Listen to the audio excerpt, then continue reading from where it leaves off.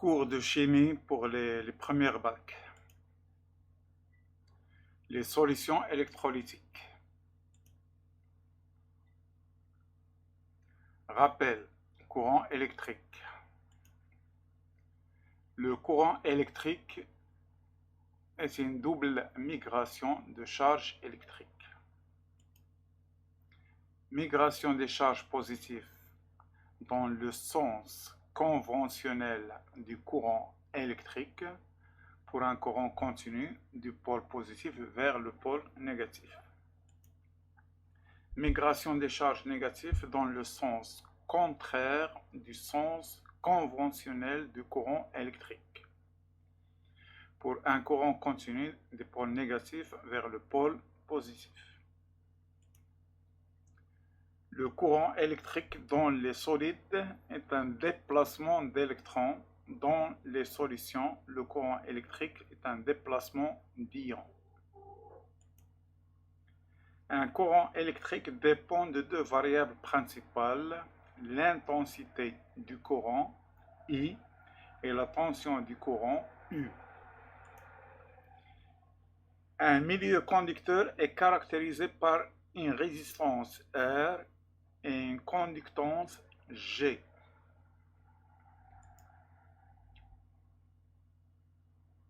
Solution électrolytique. Expérience.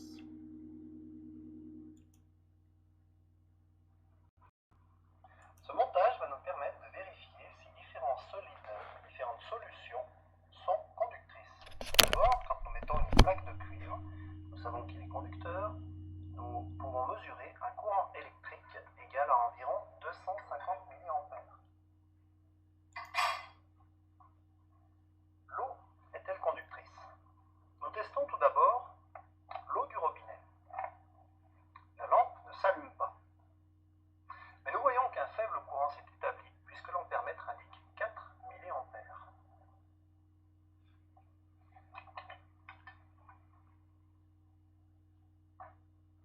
Essayons maintenant l'eau pure, déminéralisée, qui a été obtenue par distillation. Nous voyons qu'aucun courant ne s'établit. L'ampèremètre indique 0 mA. L'eau n'est donc pas conductrice. Ce qui rend l'eau du robinet conductrice, c'est la présence de minéraux dissous en faible quantité. Pour vérifier cette hypothèse, on peut tester l'eau minérale. Elle contient une quantité exceptionnelle de minéraux. On constate qu'elle est plus conductrice que l'eau du robinet, 17 mA. Le fait qu'une solution soit conductrice est donc lié à la présence de minéraux dissous dans la solution. Nous allons regarder de plus près et essayer de former différentes solutions. Une solution moléculaire faite à partir de sucre, une solution et deux solutions ioniques, du sel au chlorure de sodium, et ici nous avons des cristaux de sulfate de cuivre.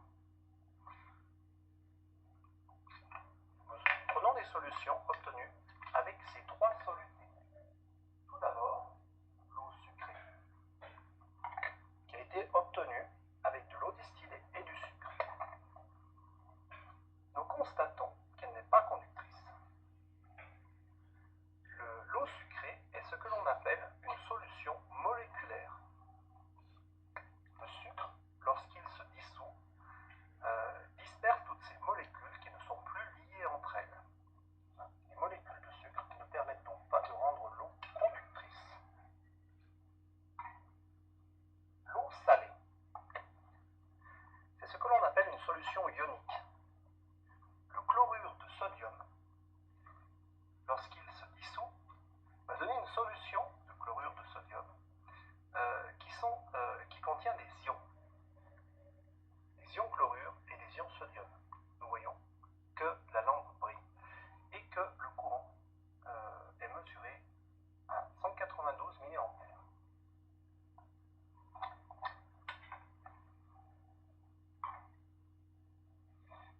connaissons une solution de sulfate de cuivre obtenue en dissolvant des cristaux de sulfate de cuivre, nous voyons aussi qu'elle est conductrice. L'ampèremètre indique 150 mA. Le point commun entre la solution de sulfate de cuivre et la solution de chlorure de sodium est la présence d'ions.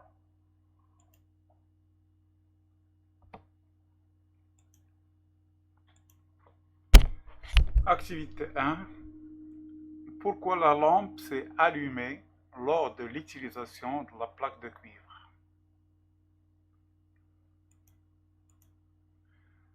Le courant électrique passe dans la plaque de cuivre. Pourquoi la lampe ne s'est pas allumée lors de l'utilisation de l'eau pure?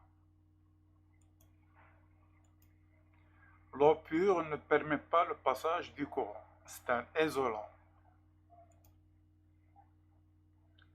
Pourquoi la lampe s'est allumée lors de l'utilisation de l'eau minérale? Qui différencie l'eau minérale de l'eau pure? Le courant électrique passe dans l'eau minérale. L'eau minérale contient des sels minéraux. Pourquoi la lampe s'est allumée lors de l'utilisation de la solution de sel ou la solution de sulfate de cuivre? Les deux solutions contiennent des ions. Question 5. Dans quelles conditions une solution devient-elle conductrice de courant électrique? Une solution est conductrice si elle contient des ions.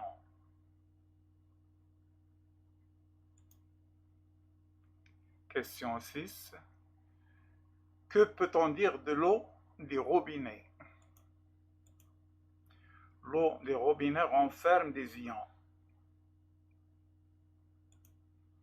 Question 7. Pourquoi le courant ne passe pas dans la solution de sucre? La solution de sucre n'est pas ionique, elle est moléculaire.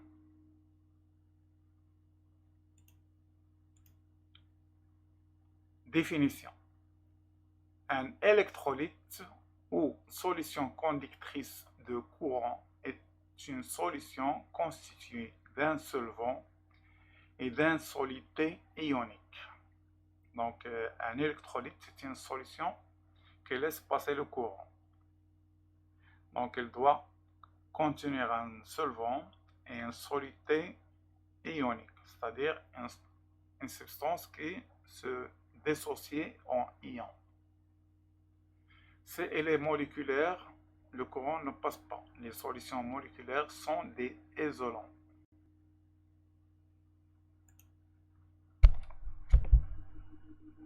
Deux, les composés ioniques. Exemple, chlorure de sodium. Le chlorure de sodium, sel de cuisine, est un assemblage d'ions sodium Na+, et d'ions chlorure.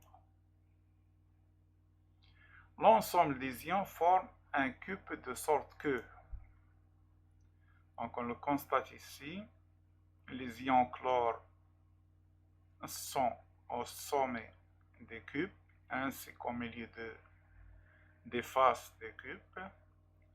Les ions sodium se trouvent sur les centres des arêtes, ainsi que centre des cubes.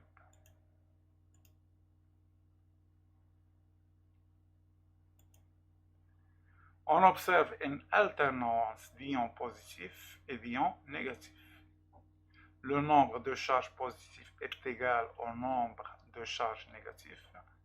Structure électriquement neutre. Donc il y a succession entre sodium et chlore, sodium, chlore, etc. La charge totale est nulle. Charge de chlore plus charge de sodium est égale à 0. Moins 1 plus 1, ça fait 0.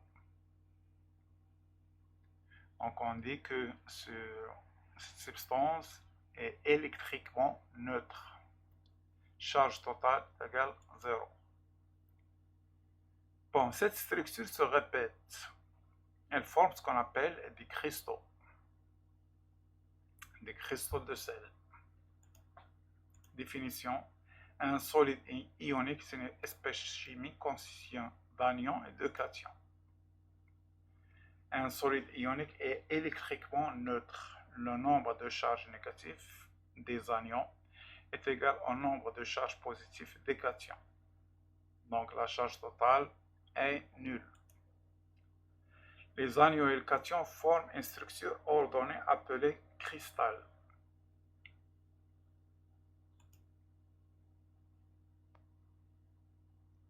Nom et formule des composés ioniques.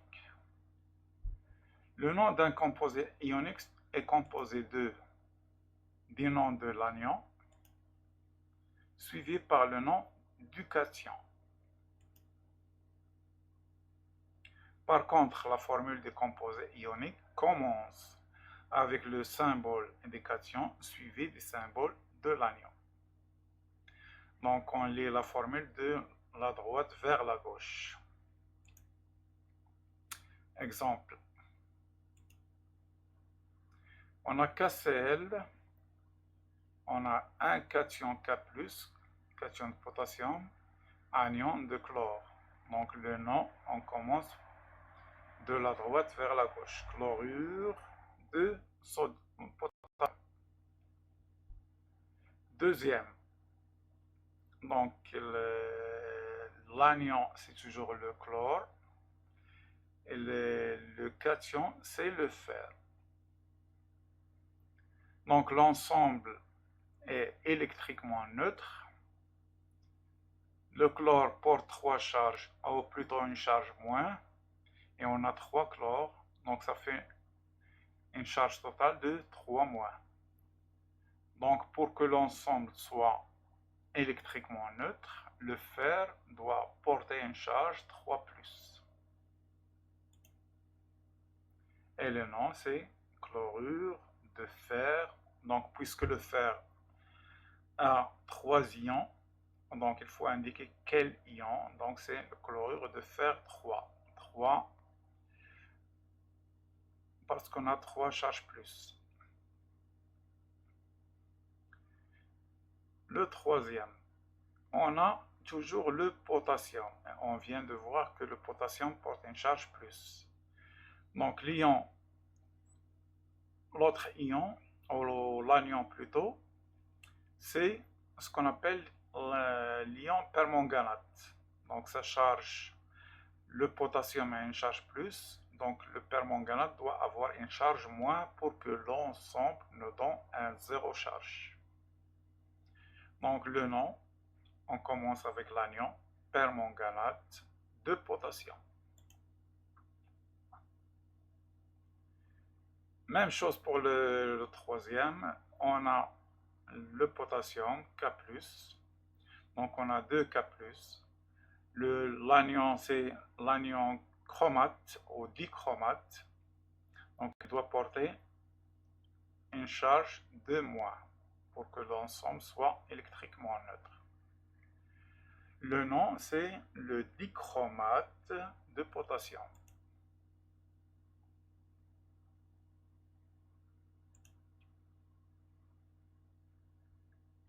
Cohésion du solide ionique. Les cations portent des charges électriques positives. Les anions portent des charges électriques négatives. La cohésion du solide ionique est due aux forces d'attraction électrique. Le solide ionique est électriquement neutre, charge électrique nulle. Donc on a sodium et chlore. Le sodium porte une charge positive, le chlore une charge négative, donc il y a attraction. Il y a toujours une attraction entre les charges de signes différents. Donc le sodium et le chlore seront attirés. Ils vont former un corps ionique de charge nulle. charge électrique nulle.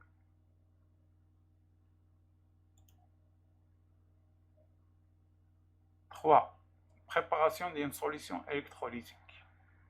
1. Des solutions d'un solide dans l'eau. On utilise de l'eau distillée et après on ajoute du sel NaCl. Observation, le courant électrique ne passe pas, mais après addition de sel, le courant passe. Activité 2, question 1. Pourquoi l'eau distillée ne permet-elle pas le passage du courant? L'eau distillée ne contient pas d'ions. Dans quelles circonstances une solution devient-elle conductrice? Donc, question déjà posée.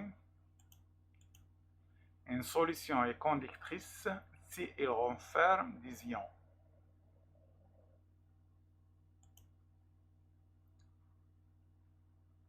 Qu'est-il arrivé aux cristaux de sel? Les cristaux de sel se sont dissociés en cations et anions. Question 4.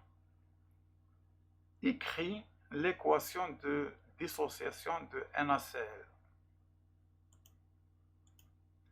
Donc NaCl solide nous donne Na plus Aq plus Cl moins Aq. Question 5. À quoi est due la cohésion des cristaux de sel?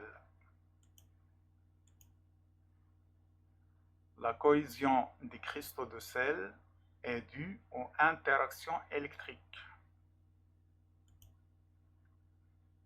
Question 6. Qui a mis fin à cette cohésion? L'introduction du sel dans l'eau a entraîné la dissociation. Donc, ce sont les molécules d'eau qui ont dissocié les cristaux de sel. Donc, c'est l'eau qui a dissocié les cristaux. 7. Quel rôle joue un solvant? Le solvant dissocie les cations des anions d'un composé ionique. Donc le solvant dissocie un composé ionique en cation et anion. Conclusion. Les solvants décomposent certains composés ioniques en cations et anions pour former des solutions électrolytiques. Donc on a bien dit certains, donc l'eau ne dissocie pas tous les composés ioniques. Elle dissocie certains composés ioniques, mais pas tous les composés ioniques. Des solutions d'un liquide dans l'eau. On ajoute de l'acide sulfurique qui est moléculaire et non ionique. Donc on ajoute de l'acide sulfurique concentré, H2SO4, à l'eau distillée. Observation. Le courant électrique passe dans la solution. Interprétation. Les molécules d'eau ont dissocié les molécules d'acide sulfurique selon l'équation. Donc ce ne sont pas uniquement les composés ioniques qui se font dissocier, mais il y a aussi des molécules qui sont dissociées par des solvants. Donc on a pris comme exemple l'acide sulfurique qui est un composé moléculaire plutôt. Et en plus de ça, il est liquide. Donc la dissociation nous donne les ions hydrogène H+, et les ions sulfate. Donc là aussi on constate que la charge totale est nulle. On a 2 moins et 2 fois plus, ça nous fait un total de 0 charge. Donc les solutions ioniques sont neutres. Conclusion. Les solvants décomposent des composés moléculaires en cations et anions pour former une solution électrolytique. Donc on a vu pour les solides et les liquides. Et on va voir maintenant les gaz. Donc expérience, on a rempli un ballon avec des chlorures d'hydrogène gazeux, HCl, et on a bouché la bouteille, et on a mis un tube, et on renverse le ballon de sorte que le bout de la tige soit émergé dans l'eau. Donc on a ajouté des BBT, un indicateur coloré qui est dans le milieu basique est bleu et dans le milieu acide elle est jaune. Donc on constate la formation d'une fontaine et l'eau ou la solution qui devient jaune.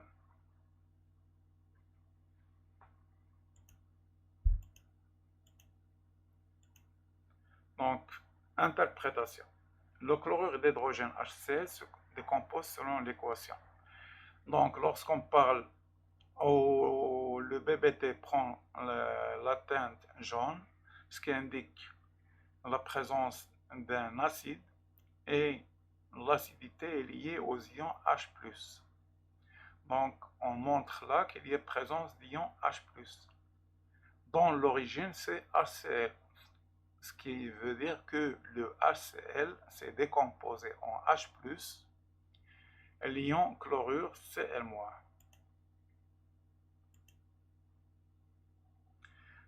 Donc la dissolution, pourquoi l'eau est montée? Parce que la dissolution du gaz a entraîné une baisse de pression à l'intérieur des ballons. On parle d'une dépression. Donc la pression de l'air extérieur est devenue plus forte que la pression à l'intérieur des ballons. Donc la pression externe a poussé l'eau qui est montée dans le ballon, d'où l'apparition de la fontaine. Donc pourquoi la fontaine? Parce que la dissolution se fait très rapidement. Donc l'eau monte très rapidement et rejaillit comme une fontaine. Conclusion, la dissolution d'un gaz dans un solvant entraîne une diminution de pression, dépression. 4. Le caractère dipolaire d'une molécule d'eau. On a vu que l'eau a la capacité de décomposer les molécules ou des composés ioniques en ions qui donne un tel caractère à la molécule d'eau. Pourquoi elle a cette capacité de dissocier? Donc, électronégativité. On rappelle que les atomes d'une molécule sont liés par des liaisons covalentes. Une liaison covalente est formée par une paire d'électrons où chaque atome participe par un électron. La capacité d'attirer les électrons diffère d'un atome à l'autre, d'où l'introduction de la notion d'électronégativité, c'est-à-dire la tendance à attirer les doublés formant la liaison covalente. Donc, en résumé, pour les molécules, on a ce qu'on appelle les liaisons covalentes qui sont formées par deux électrons. Chaque atome participe avec un électron, mais il y a une différence entre les atomes, ce qui fait que l'un attire plus le doublet vers lui.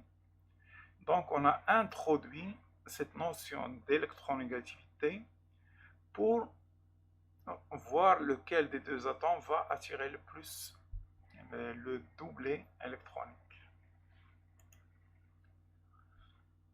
Donc sur le tableau, on a ce qu'on appelle l'électronégativité, les valeurs de l'électronégativité. Donc, pour l'hydrogène, par exemple, il a une valeur de 2,2.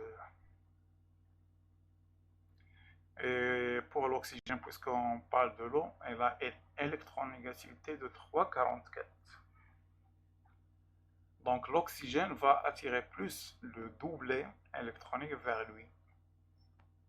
De même, on a vu le HCl, donc le H22, et le Cl qui est un halogène a une électronégativité encore plus forte, ou moins forte que, à peu près égale à celle de l'oxygène.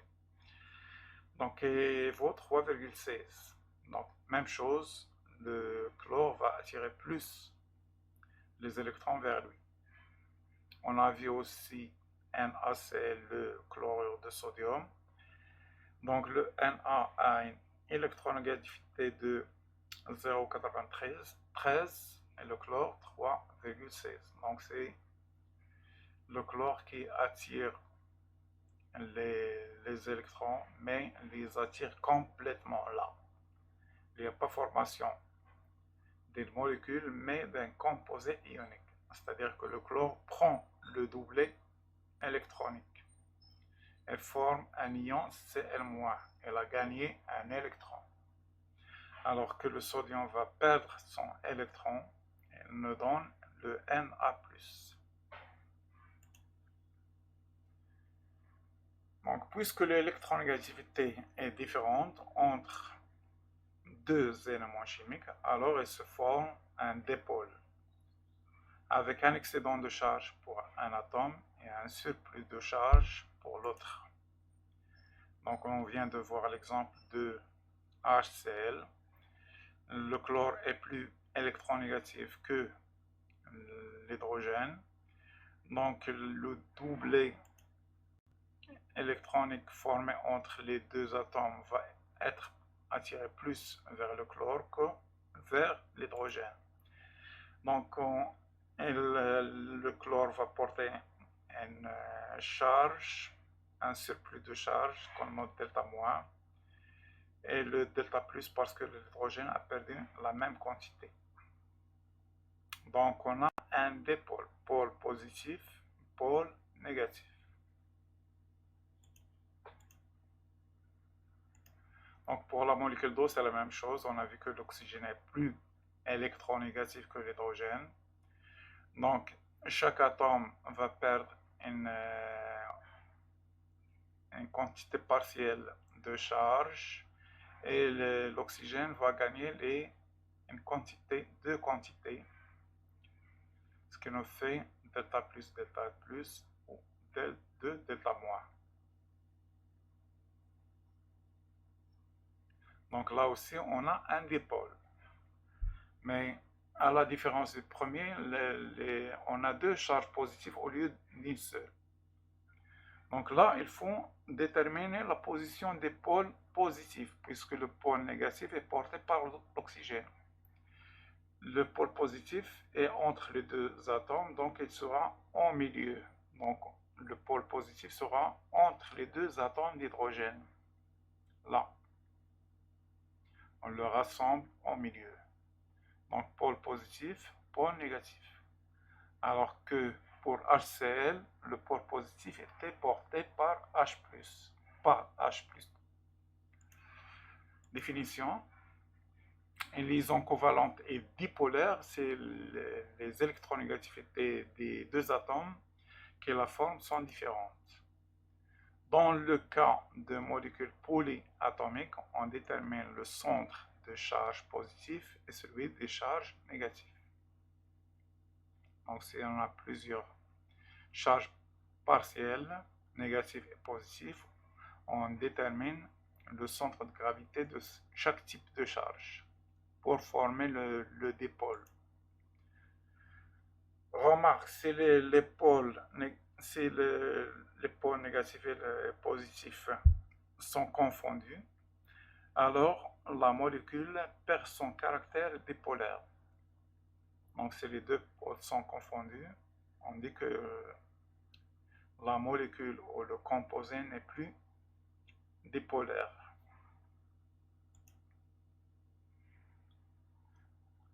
5. Dissolution d'un électrolyte dans l'eau. Pourquoi le sel se dissout dans l'eau? La dissolution d'un électrolyte dans l'eau se fait en 3 étapes. Bonjour et bienvenue dans cette capsule où nous allons parler aujourd'hui des mécanismes de dissolution du sel dans l'eau, plus exactement du chlorure de sodium dans l'eau. Alors, lorsqu'on prend une petite spatule ou une cuillère de sel et qu'on la plonge dans l'eau, on observe qu'une partie de ce sel, hop là, une partie de ce sel va se dissoudre dans l'eau pour donner de l'eau salée, mais une partie ici ne se dissout pas forcément. Tout cela dépend de la quantité de sel que vous avez introduit. À partir du moment où le sel, si une petite quantité de sel est placée dans de l'eau, toute le soluté va se dissoudre et on ne verra plus ce petit paquet au fond. En revanche, si vous mettez une quantité trop importante de sel, vous allez avoir de l'eau salée, mais ce petit paquet de sel ici restera au fond. On dit que la solution dans ce cas est saturée. Mais qu'est-ce que ça veut dire? Le sel est constitué de petits cristaux et plus exactement d'ions. On dit que c'est un cristal ionique. Il est constitué de 2 formes d'ions, des ions chlorure représentés en vert ici et des ions sodium représentés par les petites billes juste à côté. Ces ions sont polarisés. Ceux-ci, les ions chlorure, sont négatifs et les ions sodium sont positifs. Comme vous voyez, leur petit arrangement ici, leur structure bien organisée, fait que les parties plus attirant les parties moins et inversement, tout ceci forme un ensemble bien compact et bien structuré avec de fortes liaisons et de fortes attractions entre les différents ions à l'intérieur de ces cristaux de sel. C'est ce qui fait que les cristaux sont en général assez durs et avec des formes bien régulières. Si on y regarde de plus près ici, on pourra constater que les liaisons à l'intérieur du matériau sont bien évidemment plus fortes que les liaisons à la périphérie en surface du matériau, puisque les ions qui sont ici ne subissent pas les forces attractives des autres éléments qui se trouveraient au-dessus. Ça rend donc la superficie de la couche extérieure du cristal un peu plus fragile. Voyons maintenant les molécules d'eau. Ces petites molécules d'eau ici en réalité sont polarisées. Elles ont les atomes d'hydrogène qui se trouvent ici. Et là, ont tendance à être plutôt positives. De charge positive. Avoir une petite charge positive. Et l'atome d'oxygène a tendance à avoir une petite charge négative. On dit que la molécule d'eau est polaire. C'est comme si elle avait une zone négative ici et une zone positive sur le haut ici. C'est très bien, mais quelle est la conséquence pour notre cristal de sel? Eh bien en fait, les molécules d'eau ici, de par leur polarité, vont avoir tendance à avoir une partie de la molécule qui est attirée par les ions sodium Na+, et l'autre partie ici qui va être attirée par les ions Cl-. Vous voyez où je veux en venir? Lorsqu'on mettra un morceau de chlorure de sodium dans l'eau, les molécules qui sont avoisinantes, les molécules d'eau vont venir se coller ici, tantôt aux atomes de chlore, tantôt aux atomes de sodium, et à cause des interactions qu'il y a à l'intérieur du liquide, vont arracher, ion par ion, les éléments qui sont à la périphérie du cristal et qui sont moins liés au cristal que ceux qui sont à l'intérieur. Quelle est la conséquence? Eh bien, la conséquence, c'est que notre morceau de sel fond dans l'eau. Oui, ça, vous le saviez déjà. Alors, que se passe-t-il? Eh bien, si je mets une petite quantité de sel, toutes mes molécules d'eau ici vont attaquer le sel. Mais par contre, si on met une trop forte quantité de sel, il n'y aura pas suffisamment de molécules d'eau pour décrocher chacun des ions. Et dans ce cas-là, le cristal pourra rester solide. C'est pour cela que de temps en temps, on a des solutions saturées où le cristal ionique, le sel par exemple, n'est pas totalement dissous au fond du récipient. Voilà, j'espère que cette petite capsule vous aura permis de savoir un petit peu plus.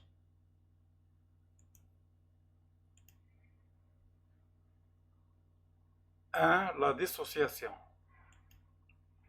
L'eau étant une molécule dipolaire, donc en présence d'un composé ionique ou d'un composé moléculaire dipolaire, des forces électrostatiques entrent en jeu et dissocient ces composés.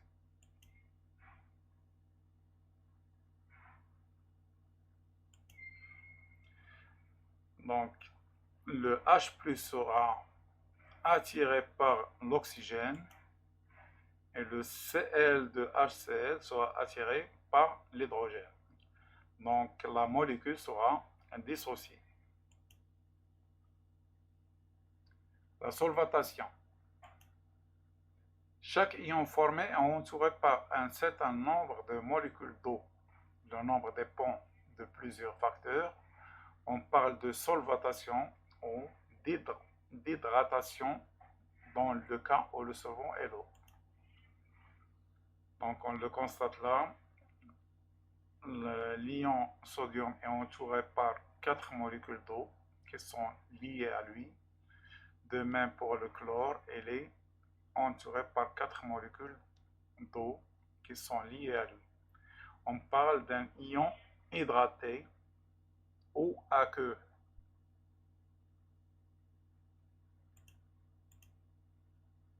La dispersion. Les ions hydratés se dispersent dans la solution et cette dispersion est facilitée par l'agitation ou le chauffage.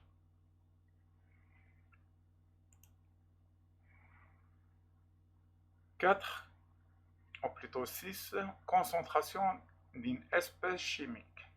1. Concentration molaire.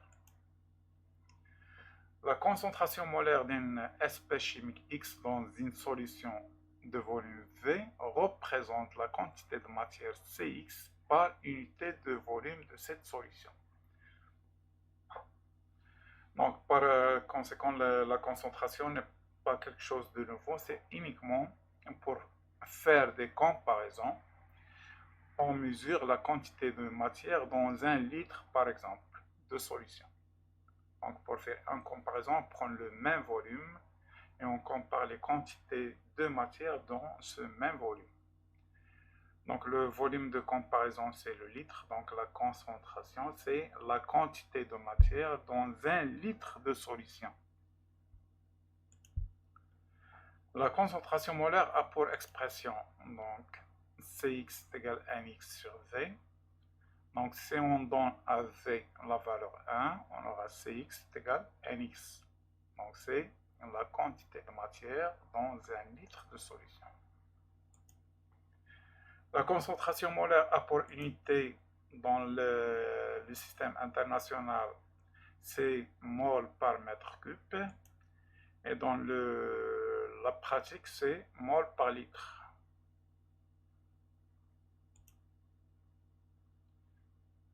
Autre concentration, la concentration massique. La concentration massique d'une espèce chimique X dans une solution de volume V représente la masse Cmx par unité de volume. Donc, au lieu de la quantité de matière, maintenant, on va prendre les masses. On aura à peu près la même chose. Donc, l'expression Cmx, c'est la masse par unité de volume. La concentration molaire a pour unité kg par mètre cube ou gramme par litre. Relation entre les deux concentrations. Donc, on a la concentration molaire qui est égale à Nx sur V. Et on sait que la quantité de matière est égale à la masse sur la masse molaire. Donc, en remplaçant dans la première expression, on aura le Nx, c'est Mx sur Mx. En arrangeant, on a Mx sur Mx fois V. En séparant, on a 1 sur Mx fois Mx sur V. Et le Mx sur V, c'est quoi? C'est la concentration massique. Donc, on a trouvé la relation entre les deux concentrations. La concentration molaire est égale à 1 sur Mx, concentration massique. Le Mx, c'est la masse molaire de la substance. Donc, on dit qu'ils sont linéairement proportionnels. On a une fonction linéaire. Y est égal à x. Donc c'est une fonction en relation aux proportionnalités linéaires.